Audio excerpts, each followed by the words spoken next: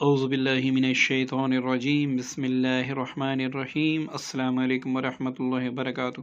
دوستو، اس سے پہلے ایک وظیفہ ہم نے رجت اور نظر بد کی تشخیص کا آپ کی خدمت میں اپلوڈ کیا۔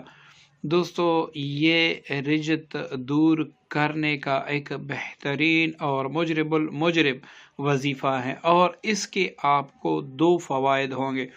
ایک تو آپ کی رجت دور ہو جائے گی، اور ایک اللہ تعالیٰ آپ کے رزق میں بے پناہ بے انتہا وسعت عطا فرمائیں گے۔ دوستو، رجت سے 3 طرح کے معاملات ہوتے ہیں۔ اول یہ کہ آپ جسمانی طور پر آپ مکمل کمزور بن جاتے ہیں، اور آپ کے جسم میں مختلف امراض جنم لے لیتے ہیں۔ دوسری یہ ہے کہ آپ کے رشتے ناطے سب ٹوٹ جاتے ہیں۔ نمبر تیسرا یہ کہ آپ کے رزق کی جو برکتیں ہیں وہ اٹھ جاتی ہیں، آپ پائی کے محتاج بن جاتے ہیں۔ تو دوستو، اس لیے آپ کوشش کریں کہ مستند وظائف کریں، اور ایسے نہیں ہے کہ آپ کتاب سے دیکھ کر بس عمل شروع کیا، آپ کو پتہ ہی نہیں کہ یہ عمل میں نے کب پڑھنا ہے اور کس طریقے سے میں نے پڑھنا ہے۔ اس کے بعد بھی اگر آپ کوئی عمل ایسا شروع کر لیں اور اس کی آپ کو رجت ہو جائے، تو اس کے لیے یہ وظیفہ سب سے بہترین ہے۔ دوستو، آپ سب سے ریکویسٹ ہے کہ جب بھی کوئی آپ عمل پڑھنا چاہیں کسی بھی مقصد کے لیے، تو پہلے اس کے بارے میں اچھی طرح جان لیں، اس کے جو شرائط ہوتے ہیں اس کی پابندی کریں، تاکہ آپ رجت سے محفوظ رہ سکیں۔ دوستو، رجت اکثر لوگ ذکر کرتے ہیں اور درود پاک پڑھتے ہیں، کلا ورد کرتے ہیں، ان کو ان اعمال سے رجت نہیں ہوتی، کیونکہ آپ کلا ورد کرتے ہیں صرف اس لیے کہ میں اللہ تعالیٰ کا قرب حاصل کر سکوں، تو اس میں رجت نہیں ہوتی۔ اگر آپ کسی وظیفے کے لیے دن مخصوص کرتے ہیں کہ میں یہ وظیفہ اتنے دن تک پڑھوں گا فلاں کام کے لیے، آپ نے دن بھی مخصوص کیا ہوتا ہے اور آپ نے تعداد بھی مخصوص کی ہوتی ہے کہ میں اتنے دن فلاں کام کے لیے یہ وظیفہ پڑھوں گا۔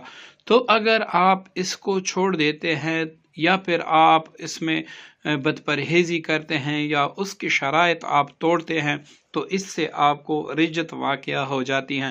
تو اس لیے آپ سب سے گزارش ہے، جب بھی کوئی وظیفہ آپ پڑھنا چاہیں کسی بھی مقصد کے لیے، اس کے بارے میں مکمل ڈیٹیل حاصل کریں، اس کے بعد آپ وظیفہ پڑھیں۔ انشاءاللہ وظیفے سے آپ کو 100% کامیابی بھی ہوگی، اور آپ کی جو مراد ہیں وہ بھی اللہ تعالیٰ اپنے فضل و کرم سے پوری فرما دے گا۔ دوستو، اس وظیفے سے اگر آپ کو رجت پڑ گئی ہیں اور آپ نے وظیفے پڑھے ہیں، یا ویسے ہی آپ اس کو کنٹینیو رکھتے ہیں، تو انشاءاللہ آپ رجت سے محفوظ ہوں گے۔ اگر بالفرض آپ پر رجت ہیں، آپ نے مختلف جگہوں سے اپنے علاج کے لیے تعویذات کیے ہیں، اس کی رجت آپ پہ پڑ گئی، آپ نے تعویذات کیے ہیں یا علاج کیے ہیں، اس کی رجت آپ پہ پڑ گئی، تو ان سب کا بس یہی ایک شافی علاج ہے۔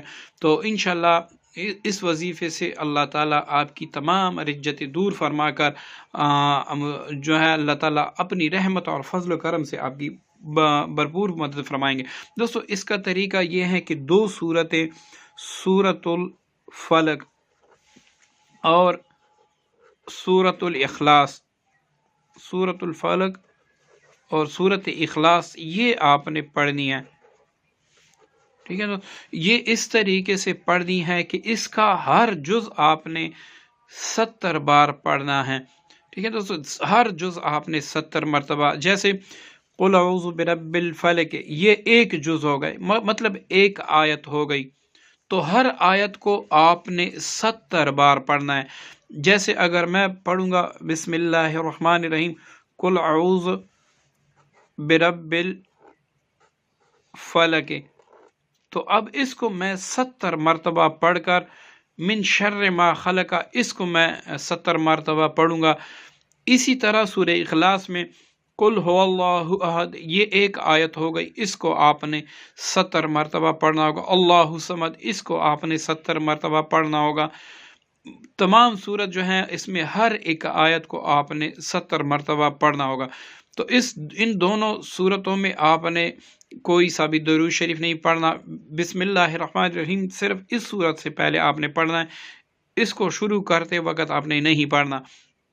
اب اس کو آپ 1 لیٹر یا 2 لیٹر پانی لے لیں، اس پر بھی دم کر دے اور دونوں ہاتھوں پر دم کر کے اپنے سر سے لے کر پاؤں تک پھیرے، اور یہ کہیں کہ یا اللہ میرے وجود میں، میرے خون کے ہر قطرے اور میرے بدن کے ہر رگ میں جو رجت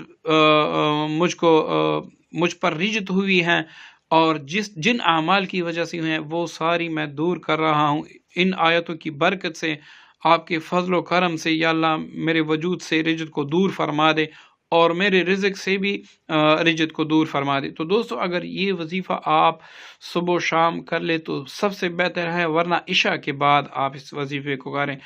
اور دوسرا یہ کہ اگر ان دونوں کو آپ نے جاری رکھا، آپ پہ رجت بھی نہیں ہے، جاری رکھا، تو ایک تو آپ رجت سے محفوظ ہو جائیں گے اور رزق میں اتنی وسعت ہوگی کہ آپ سوچ بھی نہیں سکتے۔